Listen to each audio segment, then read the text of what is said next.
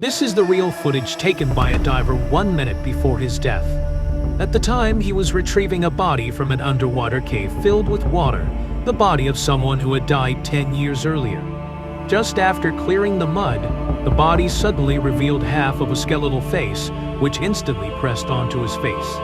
The diver was terrified, and this shocking scene occurred. This is the true story behind the character Dave, the diver from the popular game, Dave the Diver. Danielskuil, a town in northern Cape Province, South Africa, is part of the Karoo Desert. In the vast wilderness, a massive sinkhole sits like a deep eye embedded in the earth. Inside the sinkhole is a cliff that drops over 50 meters, with a small pond at the bottom. The pond is covered with green algae, and it looks unremarkable at first glance. However, beneath the algae is a giant bell-shaped cave filled with underground water, the deepest part reaching 283 meters. This is the location of our story, the Bushman Gate sinkhole in South Africa, also known as the Bushman Hole. On October 28, 2004, a diving enthusiast from Hong Kong arrived here. He is the protagonist of our story, Dave Shaw, the real-life inspiration for the character Dave in the game. Dave, an Australian, was 50 years old and had been working as a pilot for Cathay Pacific in Hong Kong since 1989. He and his wife and 2 children had settled in Hong Kong. During this time, Dave became involved in diving, especially cave diving, which he became passionate about. Through a friend, he learned about the Bushman Hole in South Africa, which had never been reached by anyone before. Dave decided to take on the challenge, and after 9 hours and 40 minutes, he succeeded.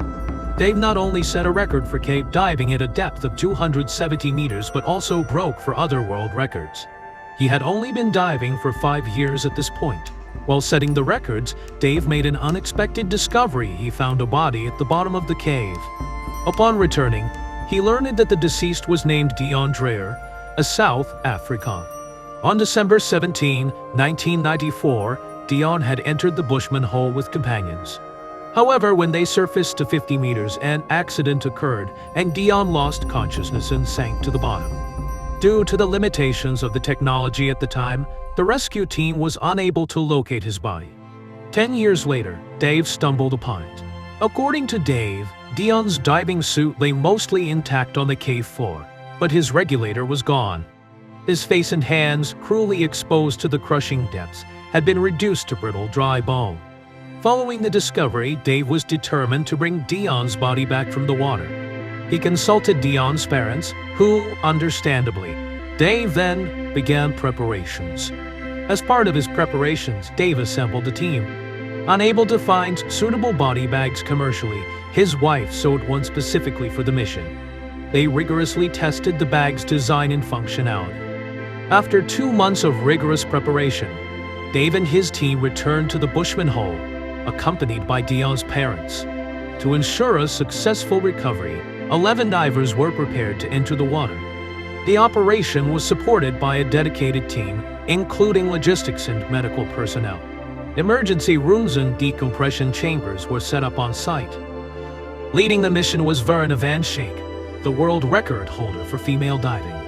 The mission was extensively documented, with the team filming it themselves and inviting several media outlets for live coverage. The team was divided into 9 groups, with ground and medical crews supporting the divers underwater. The recovery plan involved a relay system. Dave would dive alone, retrieve Deon's body, and bring it to 220 meters. There, he would hand it off to his friend Don, who would then transport it to 150 meters. Mark and Ruzen Dusan Stojakovic would receive the body at 150 meters, and the process would continue in this manner. The most daunting aspect of the operation wasn't the intricate handoffs, but the agonizingly slow decompression. Divers must descend in stages, allowing their bodies to gradually release the nitrogen absorbed during the dive. The deeper the descent, the longer this excruciating process. For instance, Dave's 271-meter plunge took a mere 17 minutes, yet the subsequent decompression stretched into a grueling 12 hours. Every extra second on the bottom exponentially increased the decompression time, a constant source of anxiety. The pressure on Dave was immense. Every second counted in the delicate operation of retrieving Deon's body. The day before the mission, Dave convened the team. He stressed the importance of individual safety above all else.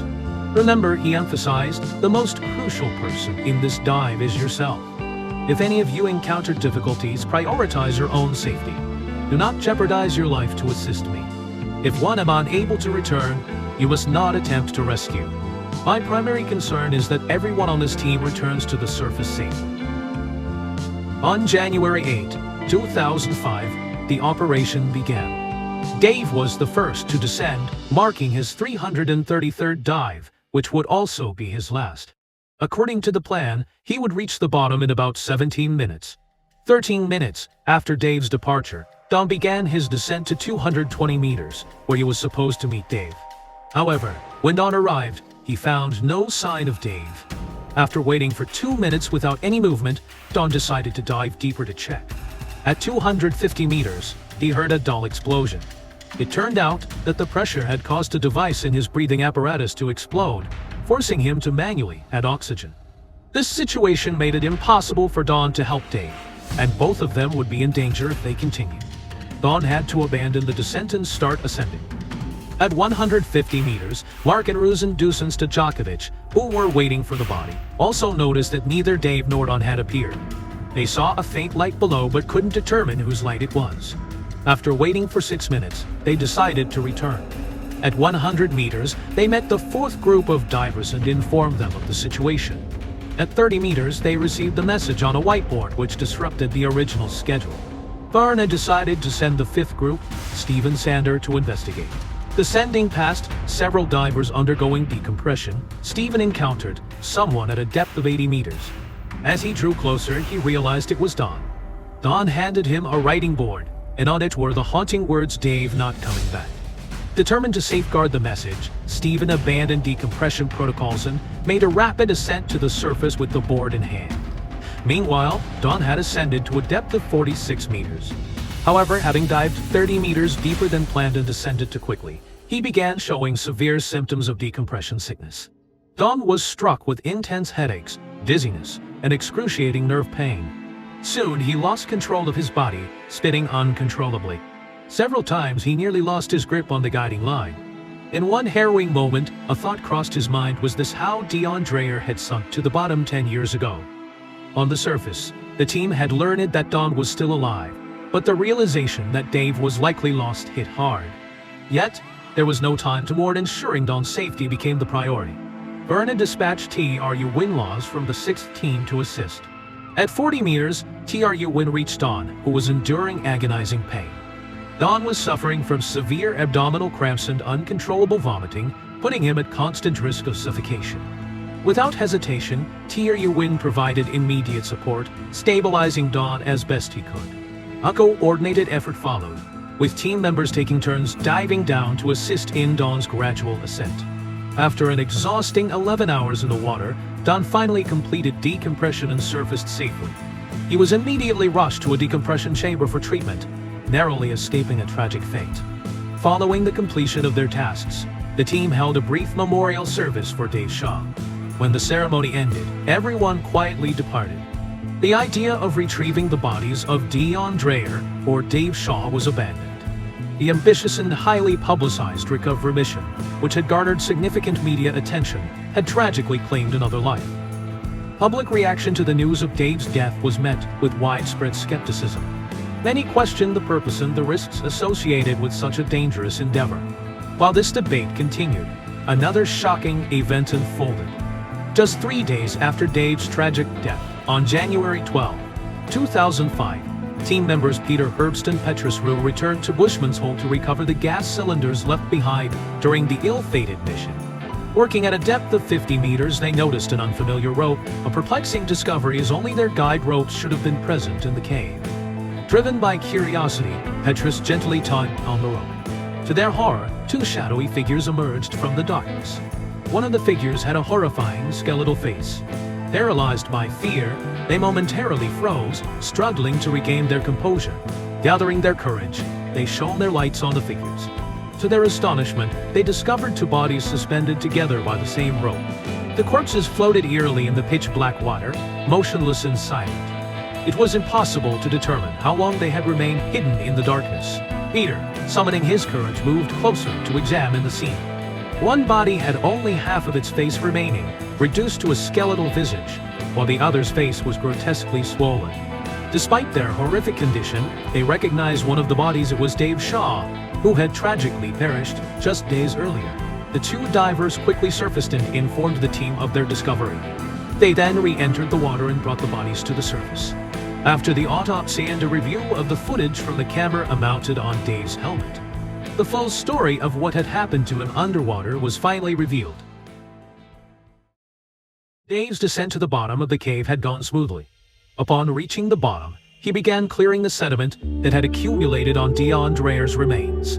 Before the dive, experts had assured Dave that Deon's body would have decomposed to just bones and would not float.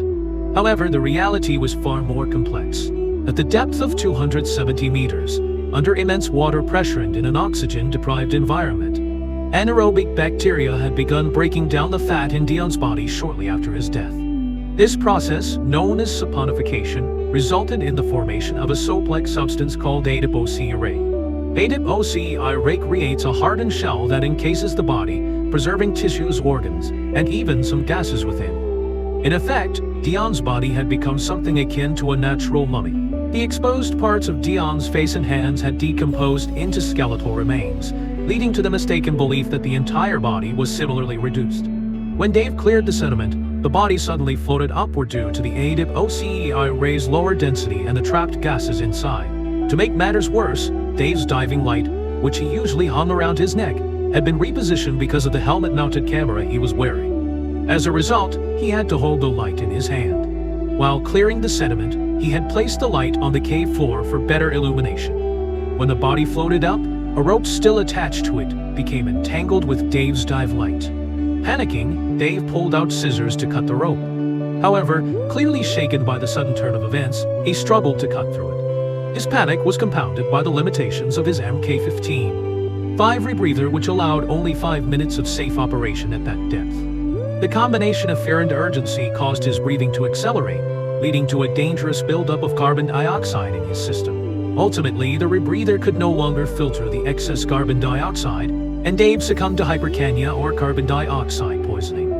In the video, he could be heard making to agonized groans before his breathing stopped entirely.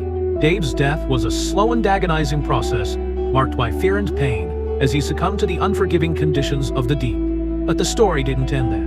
Deon Dreyer and Dave Shaw, entangled by the rope, began to ascend together. Due to Deon's higher buoyancy, he slowly pulled Dave upward. By the time they reached a depth of about 50 meters, the two bodies achieved neutral buoyancy and remained suspended there until they were discovered by Peter and the others. The thick rope that Peter and his team had noticed turned out to be the other end of their guide rope. While clearing the sediment at the bottom, Dave had tied the guide rope to himself to ensure he could find his way back. As the bodies floated upward after their deaths, the rope's other end was carried along with them. In a way, Dave fulfilled his promise to bring Deon's body out of the cave. Yet upon closer reflection, it almost seemed as though Deon had brought Dave out, or perhaps the two had helped each other. This eerie coincidence is hard to ignore and leaves much room for thought. This is the story of Dave Shaw, the diver who pushed the limits of human exploration. Many people couldn't understand why he and others would risk so much for such a dangerous endeavor. However, Dave himself offered a glimpse into his mindset in a documentary. He said, "The secret to enjoyable diving is staying warm, and the secret to safe diving is not diving at all." And yet, they kept diving again and again. In other words, I know this is dangerous, but that's precisely why I want to do it. Perhaps this sums up the mentality of explorers. That concludes this video. Thank you for watching, and see you next time.